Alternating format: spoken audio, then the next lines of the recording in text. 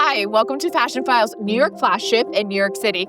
I'm Sophia Lee, your host for Responsible Fashion, Designing for Resale, presented by CFDA and Fashionphile. Okay, the year is 2025, and the fashion industry, we are at a crucial crossroad. Growth versus sustainability. The future must be circular, yet less than 10% of brands have adopted these practices. The opportunity and responsibility is now for designers, brands, and leaders to innovate. In this series, we'll explore how resale fuels new collections, resale preserves luxury across markets, how it leverages technology, and how resale enhances brand integrity.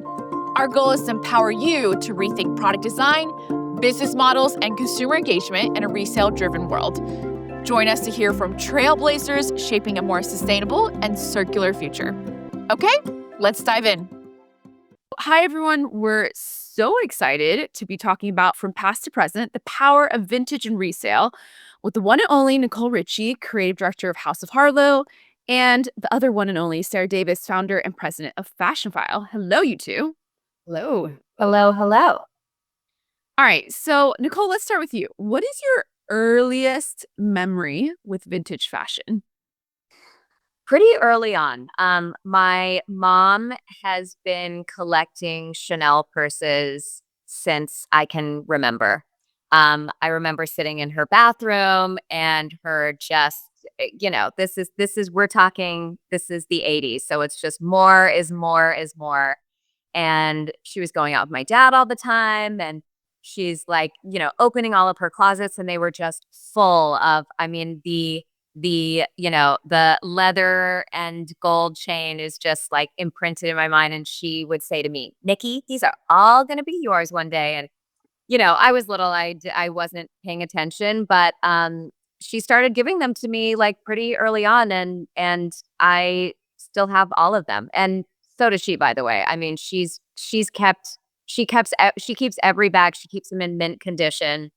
I would say my closet's pretty half and half of vintage and new. I'm a little more rough around the edges with my pieces. I'm very impressed with my mom of how she can keep pieces. They're just impeccable. They are perfect. That is amazing. I want to see everything. One day, will you be passing these on to your daughter as well? Of course, yes. She is very into right now she's very into the Balenciaga motorcycle bags. So when I did the Fashionphile shoot, I got her a little mini pink one. Best Mom Award. And she loved it. That's amazing. Best Mom Award, truly. Okay, so is there a vintage piece in your closet, in your collection that, like that would be your go-to, has such a story, it defines a moment in your life? To me, every vintage piece tells a story, and that's why they are so special. I have a lot of vintage YSL capes that I don't necessarily wear, but they are very important to me. And I would say a lot of my vintage YSL jewelry, my vintage Chanel bags because they remind me of my mom. And, I think I'm not used to thinking of the Balenciaga motorcycle bags as vintage, but apparently they are now. And I'm so happy that I thought to keep all of them. I wasn't even thinking like that. I just hadn't gotten rid of them. And I'm very happy that I have them because when other people see them, they get very excited about, I guess it was just like representative of a certain time. And they are fun to break out again. Yeah, they are so representative. I feel like keep anything. Now I'm like, we got to keep everything because I know. I'm scared to throw away anything. Yeah, you never know. Never know. Sarah, what's your love affair with vintage fashion? How did that all get started with eBay?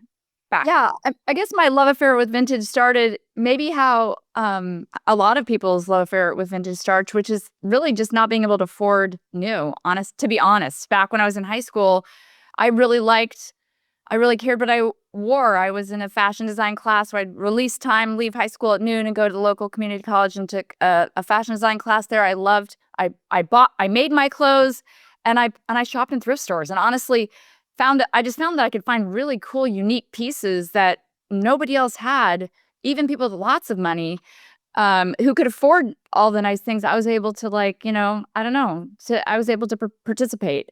And so it's a different angle coming into resale for me, but that was the roots. And, and I feel like there's actually a lot of people who have that roots.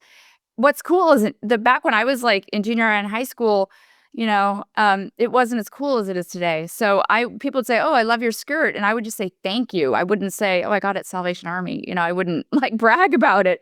And my kids now, like, it's the biggest bragging right ever. I got it on Depop or whatever. They love that. They love thrifting and the whole culture, which is just so cool. Yeah, I definitely agree. I don't think it was as part of the conversation in the, I even the 90s, even the early 2000s. I mean, I was kind of the only one really going vintage shopping. That's not necessarily what my friends were doing. It was just something that I personally loved. Yeah, I mean, you're ahead of your time, honestly, because people in those literally in that era, it's almost like people would shop from us and share on social media and just not say, which I get it. You don't have to say where you got it, but it's kind of implied you got it from the brand or whatever, which it's all fair. It's all fair. You don't have to tell anybody, and we don't kiss and tell, so it's all good. But like, you were out there, and that's what I think is so cool. I just think it's amazing that your daughter, like you were buying these bags, and then people are telling a story, and you're like creating this thing. And honestly, the Balenciaga motorcycle, was a huge hit back in the day, and then kind of took a slump, and was not the cool thing for a good long time. Yeah. And it's just amazing that it's resurging now, and your daughter's like, "Oh my gosh, mom," which is amazing because sometimes our parents have things that we actually don't have that connection with. And I've got a bunch of stuff my parents are no longer with us, but where it's like I feel guilty because I like don't really want to hold on to it because not only it has a connection to me, but I don't really like the thing. So how beautiful is that for you? It's very nice, and I love that it was, it's something, like I said before, I did not plan it. I just happened to still have them in my closet, and she's so excited about them, and so I'm saying, "Great, well, here they are." Real. Wait, but Nicole, who gave you the idea? Like, how did you even know where to vintage shop, how to go about thrifting if none of your friends were doing it back in the day? Well, Rachel Zoe has been one of my best friends for a very long time, and she's a huge vintage shopper. And so is my mom. So I would say it was really like between those two, like her and I had that, we had that relationship where we love to go to vintage stores. I mean, even now, like when I'm shopping, for me, I'm 5'1", so it's important to me where, like, I can't just look at something online and say, "Oh, that's gonna be great," and order, order, order. I do it sometimes, but, like, I need to see it, I need to touch it, I need to feel it, and it's like I put it on and it's a feeling, so I like to be on my feet when I'm shopping, which is hard in LA because everything is so spread out, but I enjoy going vintage shopping. I enjoy the hunt. I like to dig. It's a real and I've had friends say like, "Oh, I'm not like I don't know. I didn't even know it was a thing. Like but I've heard friends be like, "Oh, I'm not good at that," or like I don't really like to do that. It's something that I enjoy doing. Yeah, and I will say, even when I was like in the consignment shops, in the vintage shops back in the day, I mean, I still love to shop at a good vintage shop to this day, but like I would always see these fabulous women in there that I could tell. Because the truth is that if you love, you know, designer, if you love fashion, if you love the stories that, and you can see like the inspiration today from those stories that were from 20 years ago was put out. Women who love fashion have always been doing this, and really, you actually see it. You'd always see it like on the red carpet. You'd always see like these beautiful historic pieces, and so maybe like that has always been a thing. And then really for the rest, there's just a huge group in the middle that we're not participating. That I feel like now it's like everybody's doing it, and it's just so great because it's really the right way for us to it's fun. And again, you can get something that nobody else has, and there's all that story and heritage there. And then it's like the right thing to do for the planet and all that. Just let these things continue to pass hands, whether it's to your daughter. Maybe you don't have a daughter, you're passing it to somebody else's daughter as you sell it. Well, you made a really good point about seeing the women in vintage stores. And I have to say, some of the most amazing, inspiring outfits that I've seen have come from me being in a vintage store and like seeing those ladies and like older ladies that have been going there forever. They're not online shopping, and they come and they put on their best looks to go shopping. And they'll come in, and you'll be in these small shops. They'll come in, and the person who works at the store is like, "Oh my God, that's amazing. I love your hat." And instead of just saying thank you, she's giving you a whole story of where she found this hat, where she found the brooch that she put on the hat, and where she got the necklace. And it's just like it's its own story, and it's something that's just like, I don't know if this is gonna make sense, but when you go to like an independent bookstore and there's just something like you hear people actually talk about books and like what they want to read about, and then someone else chimes in and they're like, "Oh, you should actually read this." I don't know, it's just more of a conversation. That's how vintage stores feel to me, and that's how vintage buying feels to me. It's so true. And also, those same women put things together because they're not like chronically online. They're putting things together in a way like, whoa, what is going on here? That is so organic and just interesting and creative. And there's so much. I think that storyline around the bookstore, that whole is exactly right. Yeah, I think there's more of an emotional connection to when you feel it, when it's a sensory experience. I'm still one of those people that I can't even do fresh direct because I need to like smell my fruit and vegetables and like Yeah. watermelon. And that's how like that vintage shopping, right? You need to try it on, especially if you're a petite woman, and smell it and unearth it and understand the essence of it. So how do you two stay, like there's so many trends these days from social media, and it's almost like the style trends, it's almost like flatline, like everyone, it has like become homogenized. Like, how do you use like resale and vintage as a way to express creativity and individuality while also like wanting to be part of these trends as well? But like, what does that dance and balance look like? For me, I would say it's super important. If you don't want to look like everybody else, I think like kind of how I approach shopping, or I do have my basics that I, will probably go and, spend my money on a really great t-shirt, or, a really good modern pair of pants that are made really well. But unless I'm mixing it with some sort of like vintage jacket or like, something, then I'm just going to look like everybody else. And, I think that shopping vintage is just such a great way to um, express who you are to the outside world, but also to yourself. Like, it's actually a really good exercise in understanding what you are drawn to. Is walk into a vintage store and don't have anybody tell you, "Oh, you should get this, you should get that." Where I'm just in like comparison to if you're shopping online, that it's something new. It's like, this is the new thing and this is what you have to get. And and I think that it's so much fun to really explore what you're drawn to and like mix those modern pieces with the vintage pieces. That's how you're gonna, develop your own sense of style. Yeah, and Nicole, you're saying half of your closet is basically vintage and half is new. Do you have a formula for how you put together an outfit? Is it like the staples are vintage, or it's like A formula? No. I'm pretty all over the place with how I would say like vintage jackets, vintage dresses, um, and then my basics are probably more new, I'm guessing. But I do have a lot of vintage t-shirts, so I don't know. But I'm not thinking about them when I'm having this conversation. I'm like, what do you save on and what do you splurge on when it comes to vintage and resale? Like, Sarah, that goes to you too. Yeah, I mean, I splurge on, again, like, those classic pieces that are just, like, the staples. I mean, sometimes I'll wear the same pair of pants, like, a few days in a week, like, Yeah. a jacket, like, I have some of my favorites that I've had for forever, And then, by the way, if anything goes awry with those pieces, which they do, I get them fixed. Like, and I'm really into the idea, like Nicole was saying, if you buy, when you're buying, like, just, you're saying that, like, this classic modern pants or whatever, if you buy good quality product, that's gonna be the vintage thing in X number of years. And so you'll be able to keep it for a long time. And so the idea of like mixing and matching, I think, I'm like 53 years old right now.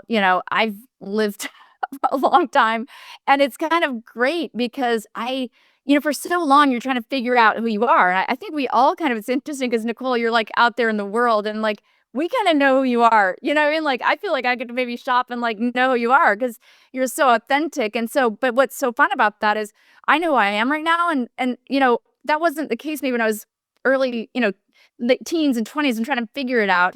And so now I go shopping and I'm just looking for the stuff that's calling out to me because this is so me, like, oh my gosh, my kids are like, oh my gosh, mom, saw the thing. And so I think that sometimes you go, and you're shopping in new stores and it's a small collection you're looking at.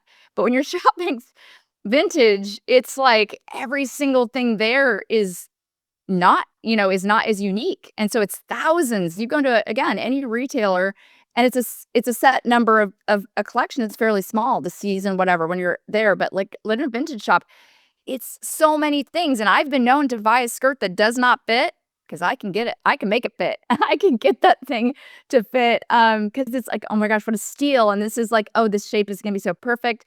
And you can take it in, get the waist brought in, bring the hem up or down. And there's lots you can do with that, with those like classic, amazing pieces, because there's just so much there when you look at how much brands are producing.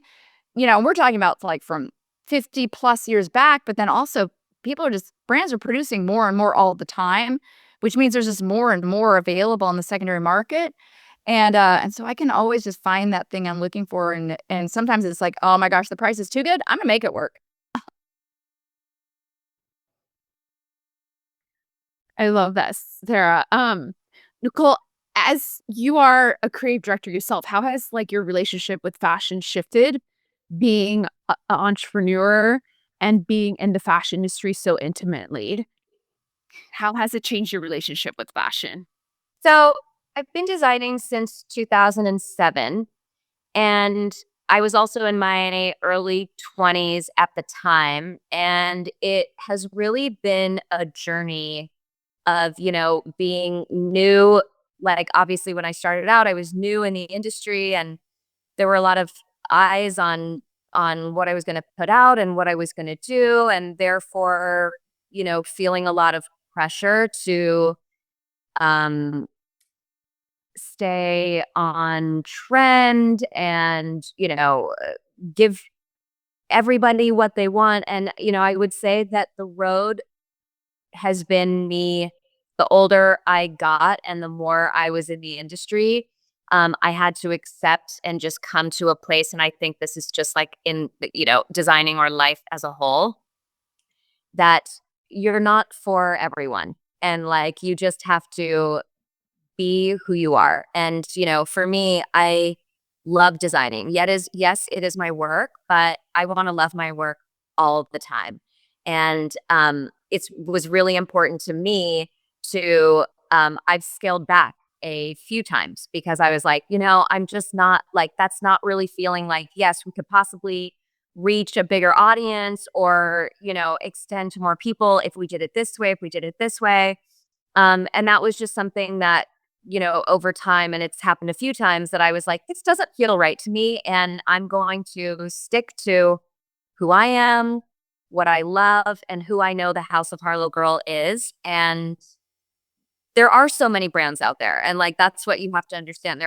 You can get anything you want anywhere, truly. And so, I think it's really important to stay true to who you are. Yeah, and now with the fast pace of trend cycles, there's, micro trends, but now there's like not even a trend cycle. Whereas like before it'd be like, this is the decade of hot pants and crop tops. But yeah, Yeah. like, like all of that, like quiet luxury or like mafia mom, like it'll go within a blip. So um how do consumers stay true and authentic to their style, like when the consumerism has and the production cycle has become like so overwhelming? I listen, it is always a balance. I would say it's a balance of keeping your ear to the ground and, definitely like being aware of what people are into, what they're drawn to. But, getting lost in a trend cycle is truly the kiss of death. I mean, I remember being told 5 or 6 years ago, everyone's moving away from boho and let's get rid of let's get rid of this and let's get rid of this and that. And then all of a sudden, boho's back. Oh my God, can you believe boho's back? And I mean, I'm like, I don't know. It's things come, they go. They're here, they're not. And I think you just have to like trust that people are gonna go to you for a feeling. And, I think that if you lead anything you do, if you're leading it with the truth, then that's what people are going to gravitate towards. People come to you for a feeling. I love that. How would you describe your style these days, Nicole? It's hard for me to describe my style. I don't know. Every time someone asks me that, I'm like, messy? I don't know. I mean, I kind of feel like I've always been like a jeans and t-shirt girl who accessorizes a lot. Even in the early 2000s, I think that was who I was. I sometimes people will ask me about the comparison of, who I was in the early 2000s compared to who I was now. And I'm like, well, yeah, I could tell you differences, but I'll tell you one thing. I've always loved a headscarf, clearly. I love sunglasses. I wear, a ton of jewelry. I mean, I don't know. I think it's more interesting to look at the similarities and how there is a through line in what I've always been drawn to. It's just how I've gone about expressing it that has changed. But I don't feel like there's been some huge jump, even though, of course, who I am at 43 is different than who I was at 20. But you'd be surprised by the similarities. Mm, like that spirit was always inside of you. Any fashion regrets? I don't think it's healthy to have fashion I don't think it's healthy. I think you have to like have a sense of humor about it, about getting dressed, about living life. I don't know. You got to have fun and like be in the moment and not worry about what people are going to think about what you wore 20 years ago. My dad has photos of himself in the 70s with bangles on and a huge afro and shoulder pads, it's like such a time and it's so great. And so, I think that like that's the approach that I take. Yeah, it's such a time. Own that time. Oh, yeah. Um, okay, Sarah, how do you think designers and brands can incorporate, vintage and resale into their platforms and to more emotionally connect with their consumers? Yeah, I think number one, just producing quality products so that they're able to be resold. We see a lot of like, just quality degradation over time. And, does your product, can it stand being bought and sold over time? And the truth is, even very cool, well-made vintage designer pieces need help sometimes. They don't, it is fabric. It's not gonna necessarily withstand multi-use and all that over decades. But just being thoughtful about the resale market, I think that brands will participate when they realize that this could actually be a revenue driver, and thinking about it not necessarily like it is the right thing to do, but also to say, is there money in it for me on this? And there's brands that we know that have done that very well. And so far the luxury brands really haven't participated, but brands like Patagonia and Eileen Fisher have been doing this for decades and make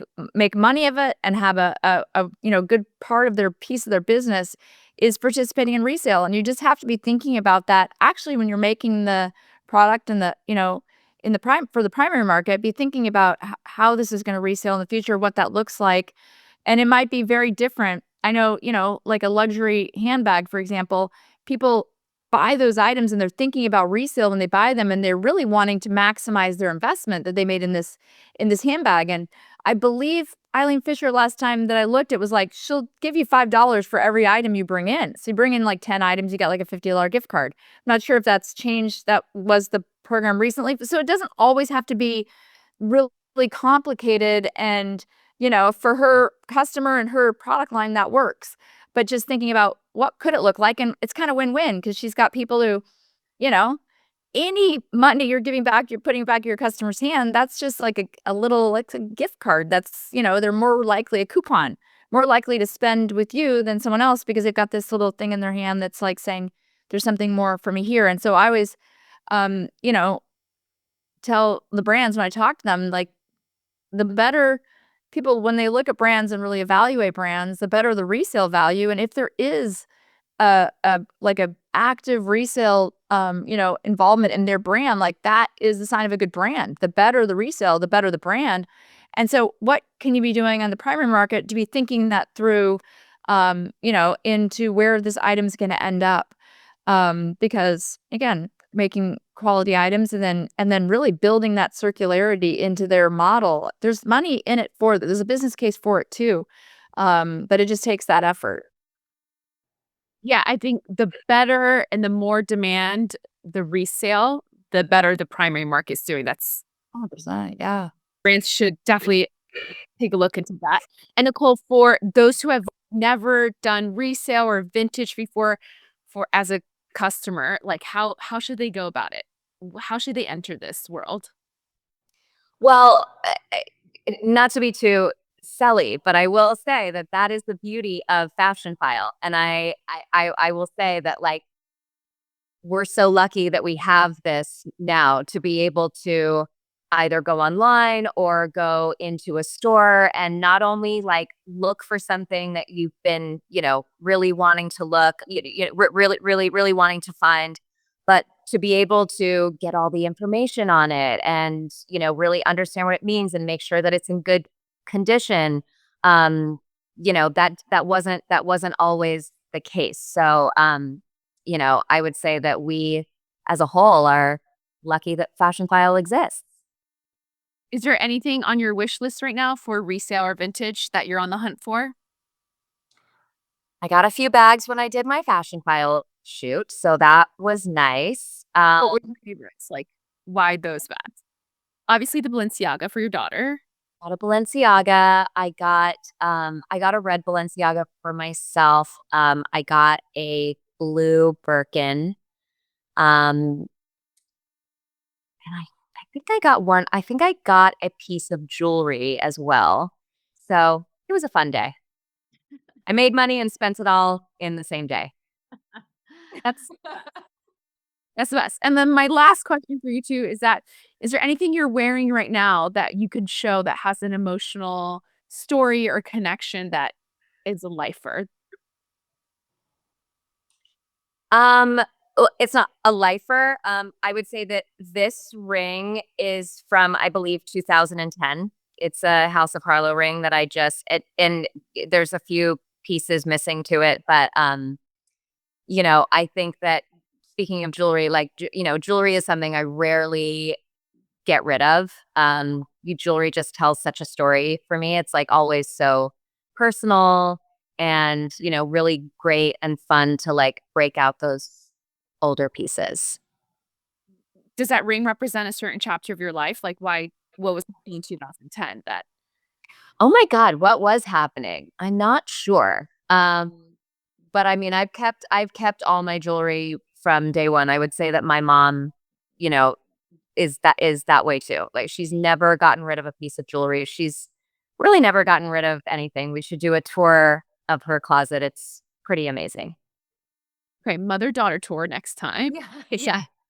Sarah, what about you? I would say I am wearing my mother's passed. And so I'm wearing her wedding ring, which is just the gold band in the middle there. It's just so simple. It's just a really simple gold band, but like, I just don't take it off. And it's a constant reminder. She was a real example to me. And, it's hard to lose your parents. So, it's a lifer. And it's like, it's hardly worth, you know, much, but it means a lot to me. So I think that's a lot.